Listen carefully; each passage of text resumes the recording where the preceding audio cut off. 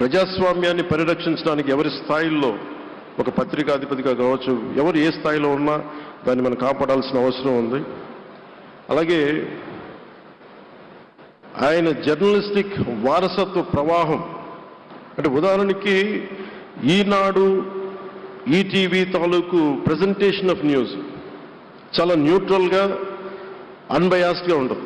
ఏదైనా విషయం చెప్పేటప్పుడు నా గురించి ఎంత రాస్తారో, నన్ను తిట్టాలనుకున్నప్పుడు అంతే తిడతారు. అంటే నువ్వు చేసే పనిని బట్టే గుర్తిస్తారు తప్ప నాకు తెలుసు కదా అని చెప్పి మళ్ళీ దానికి ఫేవరెటిజం ఉండదు. అది తెలుగుదేశం పార్టీ కావచ్చు, ఇంకొక పార్టీ కావచ్చు, కాంగ్రెస్ కూడా కావచ్చు. కాంగ్రెస్ చేస్తే కాంగ్రెస్ని ఆయన్ని పైకెత్తిన సందర్భాలు ఉన్నాయి.